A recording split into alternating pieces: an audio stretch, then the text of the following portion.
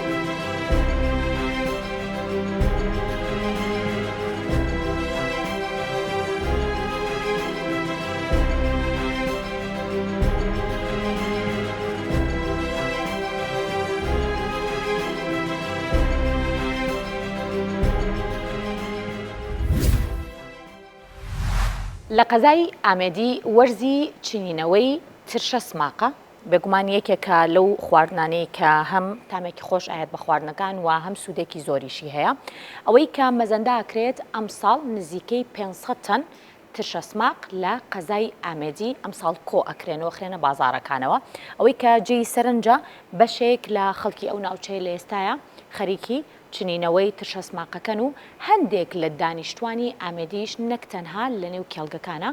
بەڵکو لە نێو ماڵەکەی خۆشیانە ترشە سماقیان چاندووە ئێستا ئەیچنەوە و دواتر لە بازاڕەکانی هەرێمی کوردستانە ساخیەکەنەوە.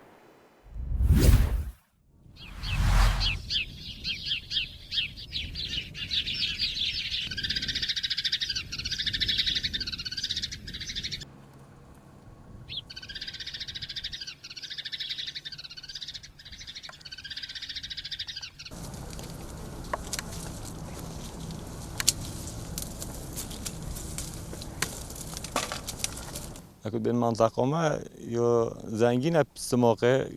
قالك عادب خويو هاي قالك وجي يعني ودي مهيكو عالم دست چوندنوه کری چونکو بر همه که باش پاره که باش پیوتتن و خودگریش یعنی تو شی اف ساله که نفروشی ده ساله که دی فروشی و سال زا این ساله های یا بر همه قالك هندک ساله جی کم تره.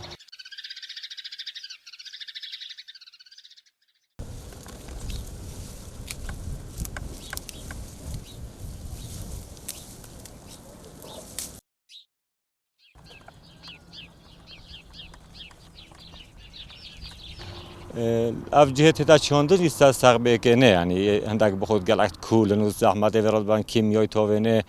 درمون گیالت راشینن درمون حشرات تاونه یعنی مصرف گلت کن بس داد یکی بوج جهت هتن.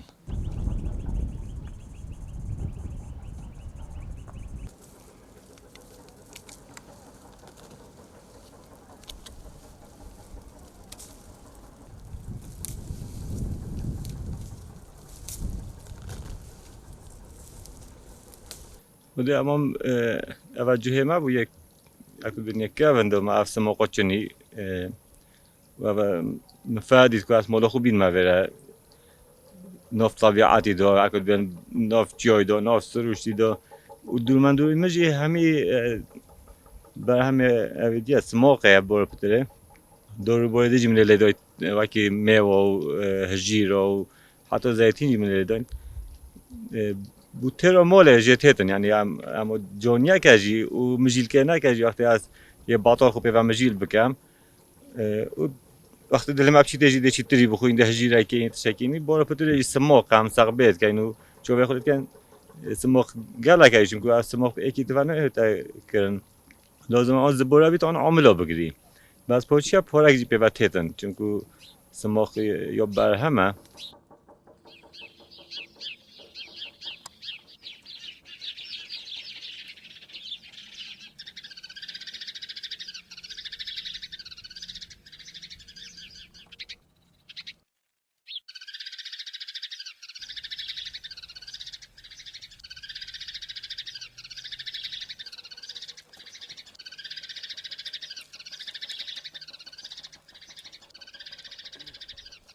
سماق های و 11 و 12 وقت باران دویت باشتن یه وقت تتا چاندنه و بهار جی هندک بهار جی یعنی پاییزت چینن هندک جی بهار چینن بهار جی توی بهار کازی بیتن بری افسماق بشک بیتن داد آخر بشک بیت و سالاسیه چهره بر همین دادن و چنینوی جی های و هشته يعني جده هشت وحتى 28 حتى بري بورون بيجو كاكا بورون لهود طموي شيتن اكا بورون لهوتن ورانجي تاغورين ومرحله نه شو مرحله نه سموقه مرحله ايكي تشنينا النوف عادي تشني دي بشتينجي لوقتي دي ودور كد مازن جيغري دي المخلقي مرحله چوره دي دابوي دو او گليش نو ده هوا ببتن دو سموقه صافي ميني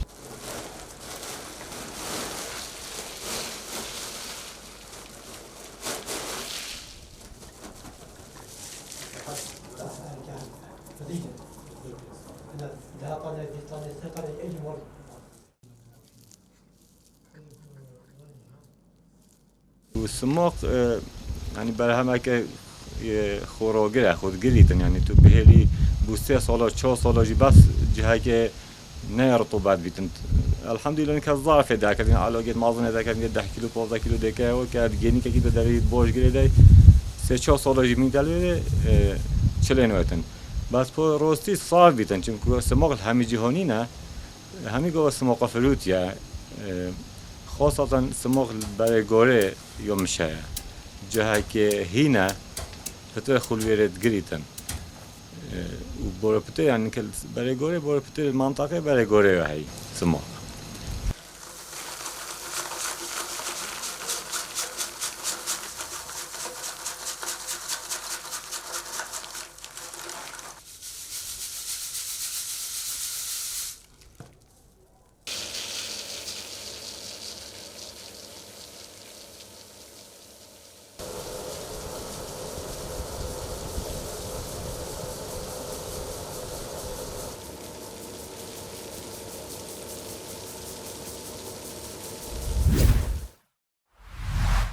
کارگەی مافوری دهۆک یەکێک لە کارگە دیارەکانی کوردستانە دیارەم کارگەی مێژوەکەی بۆ نزیکەی 40 ساڵ لەمەوبەر ئەگەڕێتەوە ئەوەی کە جێی سەرنجی ئێمەیە ئەوەیە کە تەواوی کارمەندەکانی نێو ئەم کارگەیە خانمان و ژنانن و لێرە ئەوەی کە جیاوازە تەواوی ئەو مافورانی کە دروستەکرێت چەندین کەسایەتی و بابەتی زۆر جیاواز ئەتوان بە دەستە ڕەنگینەکانیان بنەخشێنن و چەندین نووسین و بابەتی جیاواز لەسەر مافورەکان پێشکەشەکرێت دواتر ئەم مافورانە لە بازاڕەکانە ساخەکرێنەوە دیارە هەم هەلی کارە بۆ ئەم ژنانە کە توانیویانە لێرە کار بکەن و دواتر جارێک تریش بوژانەوەی ئەم شوێنەیە بەدەستی ژنانی کورد.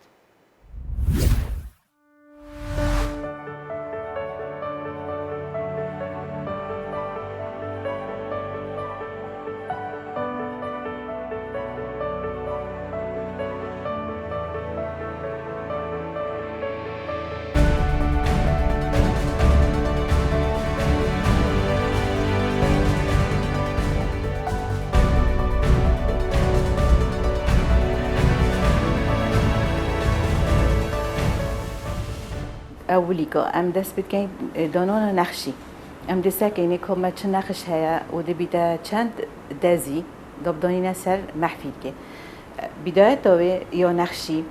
دي سكيجي خود شي كاتن ديزاينو ما دي سكيجي شي كاتن بشتي هنجي همي دي قلم رصاصي دي كاتن مربعات دي بشتي هنجي ألوان كات همي دي تلوين كات ودي تعبير كات دو نخشي ما جيناتشي أو تأثبيت ده بشتي هنجي دي رقم ودون تسر وما بهر محفيدة كيجي ما أمشتي كارتا كتشت كين أو رقم السر نخشي أم ويصو في الدوني نسر أمون خرا رانت كين دو كتشك بزاني دبارا بتر وبشتي هنجي أم دوي نخشي دي نف كتشكي مرحلة دي دست بتكت كأم نخشي چنده أم دهن دوبا راتشينين دي في نخشي بدل دي في نخشي بيتن اوجی مرحله نه را چاندنه پشتی را چاندنه امنیاره که چت گیم هر بویا اکو ام بجنه تزدیه یا وادزیا دادا بدون نمینه بگیره پشتی هنگی ام حیاگه که چت گیم حیاگه بود چیه اوجی ام دزید اینود بین او ام قطین او میره که هیت تا قطان به دامکم بیتن دا او نقش تیتا سر دانه چی تخاره دا ثابت بیتن.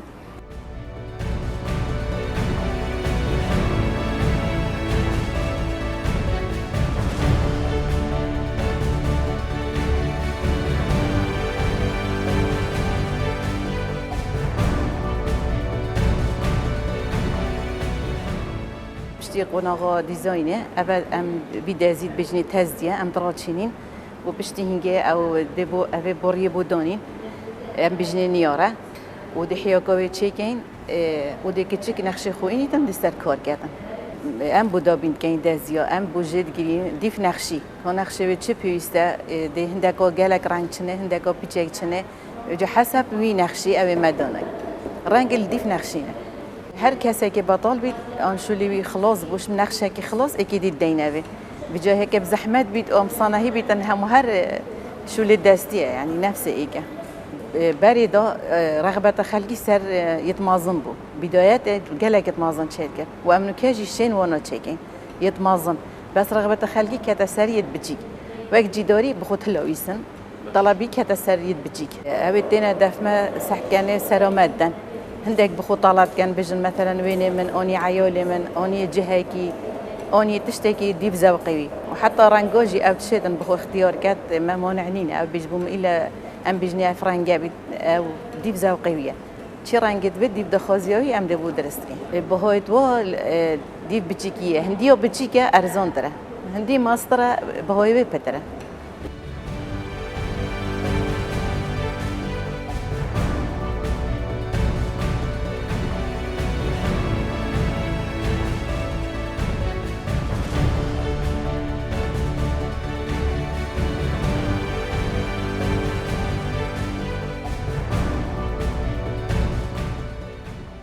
خلاص بيتن ام برين ميت هين ابد محفل كود برن خاصية عندنا ابد محفل كود خبريتن وام تسليمي ام المخزن كاين او ابد انيتن هلو يسيب ديوري با دجي جريتن هكا دون نسخه بن اشتيك ديك هلو يسيب ديوري با اكي دانينا مخزني اباجي بو هلو يسني بو هنديا بو اك بد صحكاته بخو جيب جريتن درسته بيشانجها ام تشيني هكا دخازيا ما كان ما ميفون كان ام تشين ام محفل كود خود بين ام تشين دي دخازيا وهر سال جيبوا رجع بارزجه بنادوه كي ام مشاركة كين محفل كتخو ام تشينا بيري ام بين مشاركة كين أبا كان صالة أف بنجهي بيكريه همي أفرادن يعني هندي أزل بيري من نادي يعني ظلمة كاتل بيري كاركري شكرنا محفل كا يعني بنجهي ما بخو وأفراد يا زيرك يعني تشيت إنه كأفكاره يبزحمته جيبوا أفراده چونكي شو له دستايا ملايا يجابايا بس با يعني زيرك هكا محتاجي صبرية تحملية أفشولة بس با حاجة كان راسية مهاميد بجم كاريك جانا و كاريك هنرية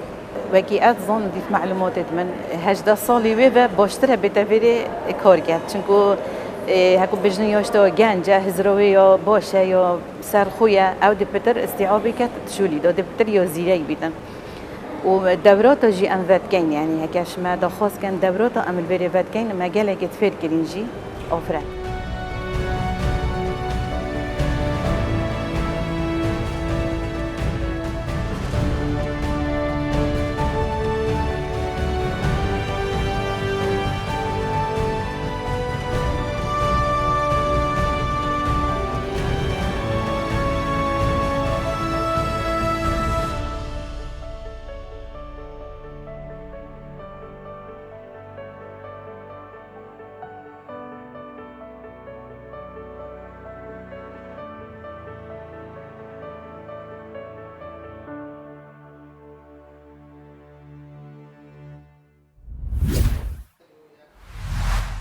باسی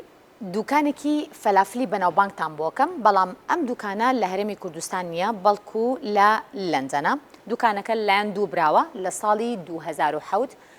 بڵێن دروست کراوە و دانراوە و تاوەکو ئێستا یەکێکە لە شوێنە بەناوبانگەکان لە بەرەوەی لەسەر یەکێک لە شەقامە بەناوبانگەکانی لەندەنە وەکوی بینن بە بەردەوامی قەرەباڵغا ئەو کەسانەی کە سەردانیەکەن تەنها کورد نین ئەو کەسانە نین کە پێشتر سامی فەلافلیان کردووە بەڵکو گەشتیارێکی زۆر و کەسانەی کە ئەجنەبین عەرەبن یاخۆت با بڵێن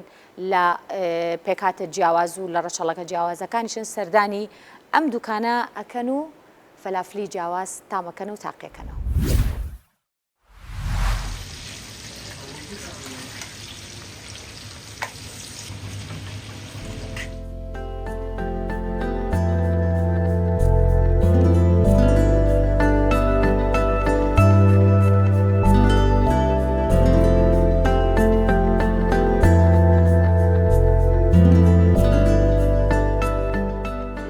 نام سالم خەلیلە خەڵکی کەرکووکم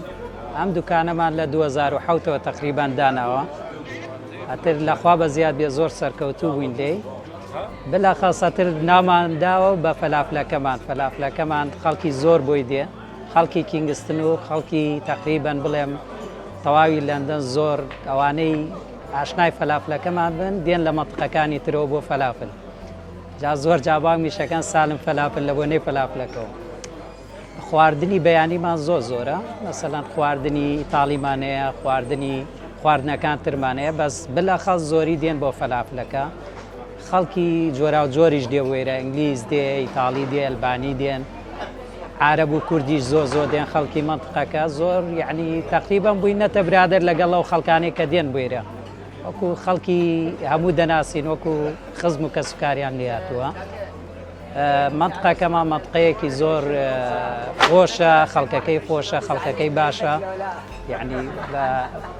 لە هەموو شتێک سەرکەوتوو بۆ هەموو کەسێک و زۆر پێخۆشحاڵین ئەو نەفەرانەی دێن بۆیرە بە کەسوکاری خۆمانی دەزانین ئێمە زۆری خەڵکی بەیانیەکان دێن لەبەرەوەیان زۆریان ئیستاکە حەزیان بە خواردنی گۆشت نییە کە فەلافلەکە خۆن زۆریان دێنەوە بۆ فەلافلەکە بەڕاستی خەڵکمانەیە تقریبان لە نۆرس لەندەنەوە تقریبان سەعات و نیوێکە بە قیتار دێن بۆیرە ئەڵێ لێوە دێن بۆ فەلافل خواردن یعنی زۆر لەو کاسمرانەمانەیە لەو نەوعە مشتریانەمانەیە کە دێن بۆیرە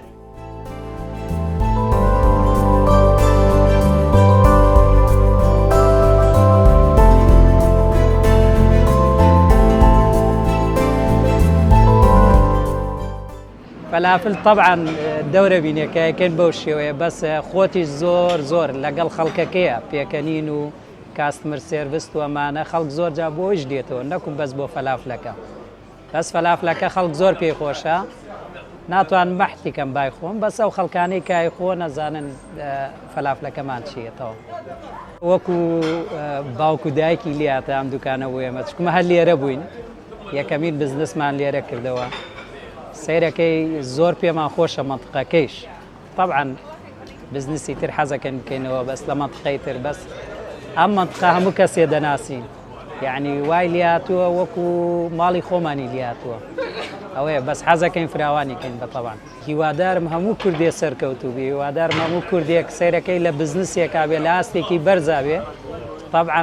مای شانازی ئەگە کورد سەرکەوتوو بێت و سیرەکەی بە سەرکەوتووی بیبینی هیوادارم هەمووی هەر خەریکی بزنسی خۆی بێت و ئیشی خۆی بکە.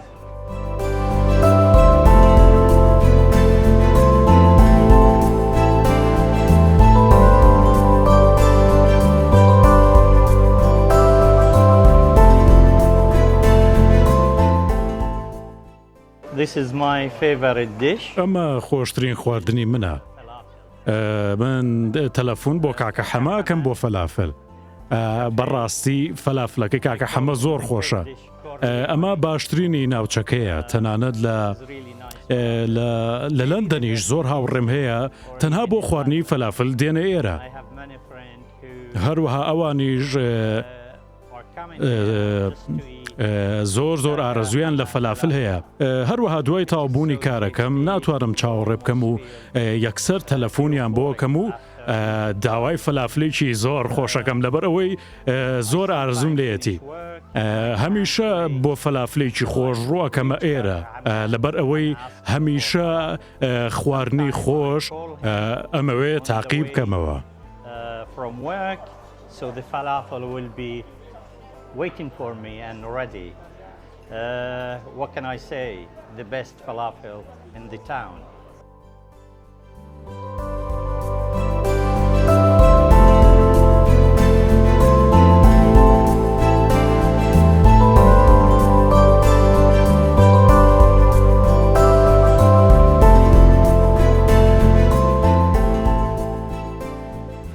Hi everyone, I'm sitting on Don Carioni. It's the best restaurant, it's the best Kurdish restaurant in Kingston. I come here every day. باشترین خواردنگەی کوردیە لە کینگستن. من هەموو ڕۆژێک یەمە ئێرە بۆ چێژوەرگرتن لە فەلافلی کوردی. چێژ لەوە وەرەگرم کە خەڵک لە هەموو شوێنێکەوە بە ئینگلیز و عەرەب و کوردەوە یەنە ئێرە و چێژ لە خواردنە کوردیەکە و فەلافلەکە وەرەگرن. بەڕاستی منۆکو خۆم زۆر چێژەبینم لە هەموو خواردنەکان. Ever tasted in my life. It made with love. It made with I don't know how to explain it. You can have it in so many ways. You can have it with Iraqi Kurdish amba. You can have it with tahina. It's just like very, very luxury falafel.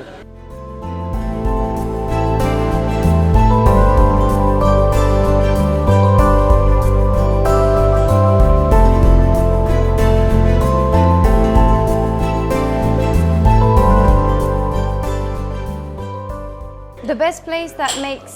Kurdish falafel very good, very tasty. باشترین شوێنە کە فەلافلی کوردی زۆر باشەکە. زۆر بەتام و پاک و خاوێنە. خزمەت گوزاریێکی تەواو بۆ کڕیاران لە کینگستن دەستە بەرەکەن. ڕاستگویانە خواردنی فەلافل خۆشەویستترینی منە. زۆر هاوڕێیانە مامەڵە لەگەڵ کڕیارەکانەکەن و پاک و خاوێنن. خزمەت گوزاریەکانیان باشترینە. For me, it's the best place to come and eat.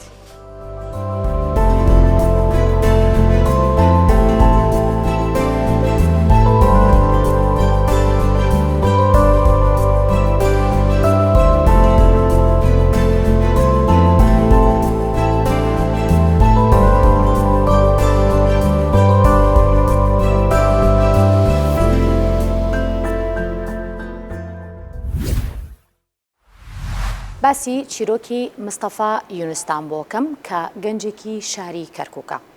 مستەفا تەمەنی 40 ساڵە لە ساڵی 2004 لە کاتی شوانیە مین بە قاچەکانیان ئەتەقێت و بەداخەوە هەردوو قاچی لەدەستەیە. هەرچەندە مستەفا ساڵانێکی زۆر لە وڵاتانی ئەوروپا بووە، بەڵام ئەمەش لە ئازار و لە مینەتەکانی ئەمی کەم نەکردوتەوە. ئێستا مستەفا دانیشتووی شاری کەرکووکە، تەمەنی 40 ساڵە و لەگەڵ ئەوەشە کاری ڕۆژانەی کۆکردنەوەی بابەتی پلاستیک و بابەتی شوشەیە و دواتر فرۆشتنەوەیەتی لە بازاڕەوەی کە جێی سەرنجی ئێمەیە لەنێو ئەم بابەتە ئەوەیە کە مستەفا بەوەشەوە کە ئێستاە خاوەن پێداویستی تایبەتە، بەڵام خۆی بژێوی ژیانی خۆی پەیاکات و کاری کۆکردنەوەی پلاستیک و بابەتی شوشاکات.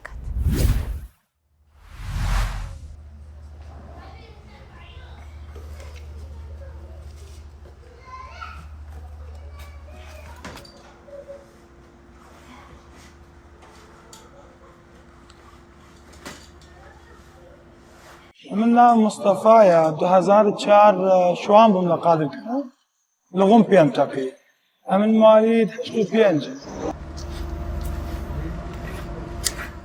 كانت لغم بيمتقي ترتوى هردو قاچن بريان الى الخستخانه ازادي دواي دروج درچو دواي قاچ دروسم كرد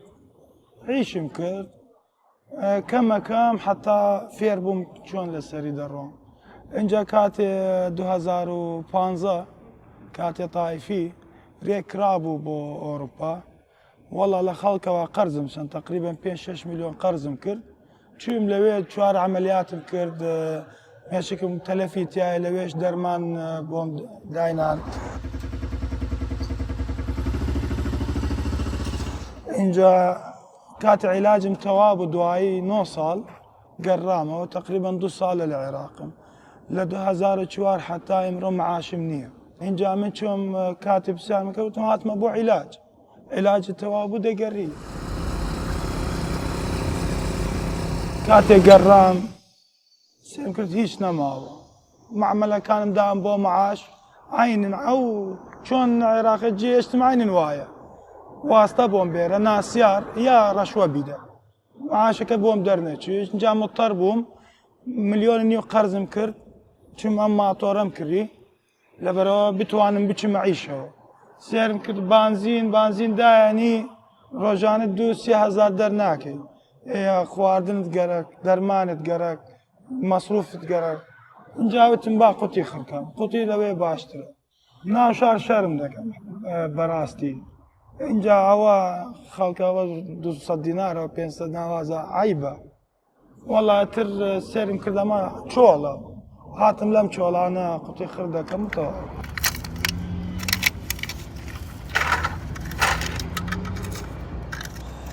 يعني حتى ورا 2 جنيه 3 جنيه خرده كم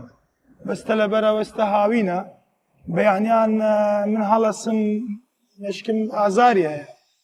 کا دەرمان دەخمانە تر نیمەڕۆ بێت گەرمە اینجا ئیوارە دوای بانگی عەسر دەرەچم حتا مەغریب جارانە حتا شەو دەمێن تاریک بێ دەگەڕم بۆمە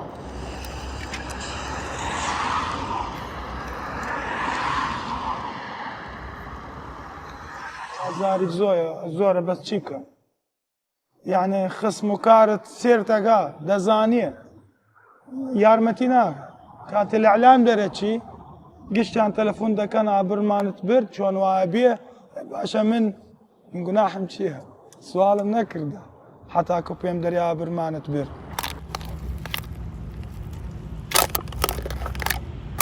مانگانی بەس دەرمان تقریبا دەور 150,000 بەس دەرمان اینجا من مەسروفی ماڵش دەکەمەوە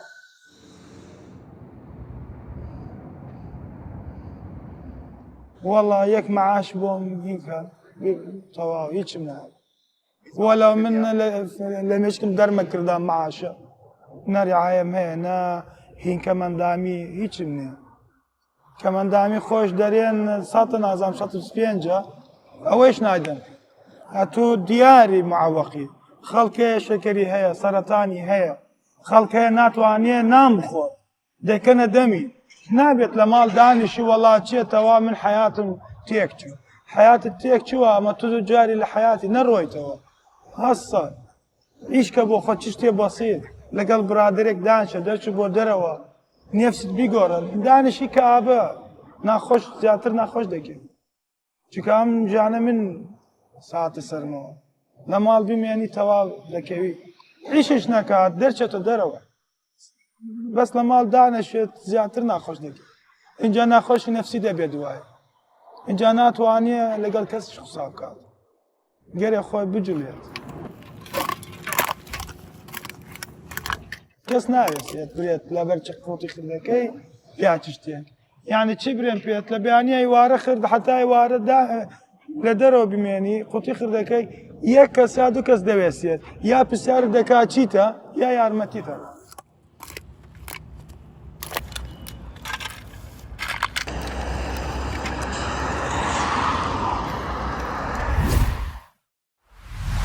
باسی چایخانەی کۆنی چەمچەماڵتان بۆکەم ئەم قەرەباڵغەی کەیبینن ئەمە یەکێک لە شوێنە دیارەکانی چەمچەماڵە ئەم چایخانەیە مێژوەکەی نزیکەی 25 بۆ 30 ساڵ لەمەوبەر ئەگەڕێتەوە کە بە بەردەوامی ڕۆژانە لە تەمەنە جیاوازەکان لە چین و توێژە جیاوازەکانیش سەردانی ئەم چایخانەیەکەن دیارە چایەکی زۆر بەتامی هەیە و لەگەڵ ئەوەشە شوێنی گفتوگۆکردنی بابەتی سیاست و کۆمەڵایەتی و زۆر بابەتی ترە لێرە و ئەم چایخانەیە یەکێکە لە شوێنە تایبەت و دیارەکانی نێو چەمچەماڵ جگەلەوەی کە چای هەیە بەیانیانیش بەرچایەکی زۆر تایبەتی هەیە و چەندین جۆر ماست و پەنیر و بابەتی جیاواز لە نێوم چایخانەیە پێشکەش بە سەردانی کەران دەکرێت.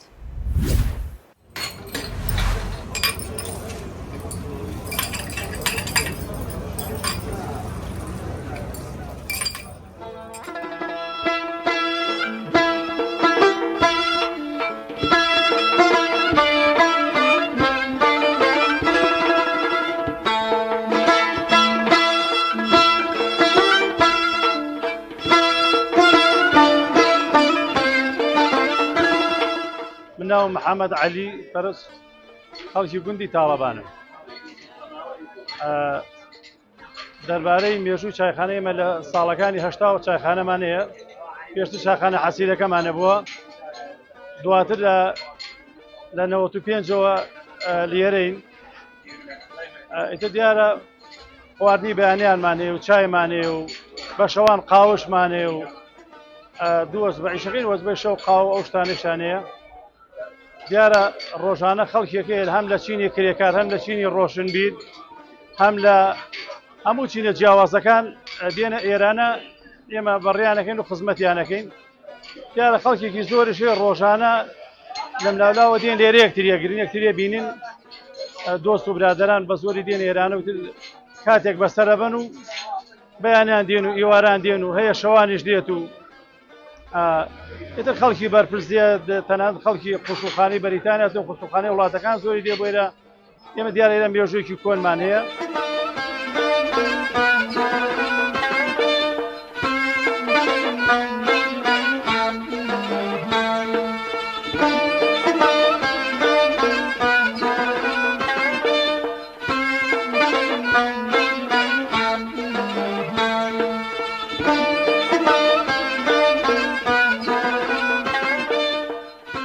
ڕۆژانە تقریبا تهدید ناکرێت و ڕۆژانە تهدید ڕۆژ وایە زیاتر ڕۆژ وایە کەمتر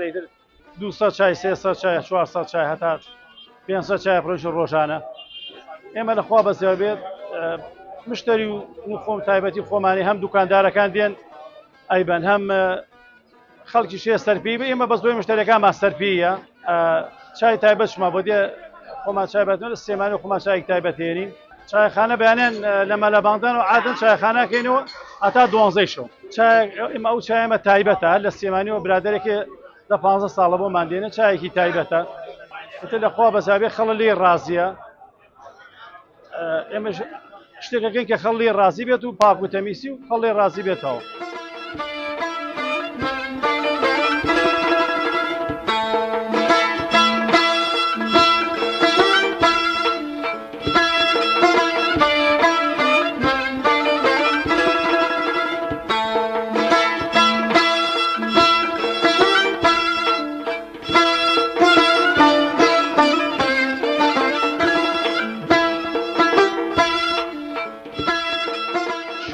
مەجال هەبێت لە دۆ بما بڕنجێ بە تەماین گەورەکەینەوە بەس بەڕاستیەکەی وە لە ڕووی بینایەوە مەجال نیە ئەناگە مەجالە بێت گەورەکەینەوە بەس مەجال نییە هەر بین دوێ ساڵجارە تەعمیرێکەکەین گۆڕانکاری تاکەین دەستکاریشەکەین بەس وەکو بیناگەر مەجالە بێت دیارە گەورەکەینەوە بڵێ خەڵکێکی زۆرێ لە سێمانەوە دێسم بەیانە جەماعەتیاتمتی بەس دەبەرم چایخانە لێ لامانداوە هاتنێتێ لەبەرم چایخانەی لامانداوە چین بە هەولێر بەس حەزەکەی لامانداوە بەس دەبەرەوە بووە دێن ئێرانە چاخۆن و ئیسراحەتێکە نۆڕوە وڵاتری ئێمە لە بوونی تاڵەبان دایک بووینە بەڕاستیەکەی دڵخۆشین بۆی خەڵک دۆست لە هەموو شار و شاوچەکان و خەڵک دێت ئەڵێ چایخانەی تاڵەبانیان تەلەفۆنێکەڵە لەکوێ چایخانەی تاڵەبانیەکانم دڵخۆشین بۆ ئێمە خەڵک تاڵەبانی لێوە لە دایک بووینە و دڵخۆشین بەوە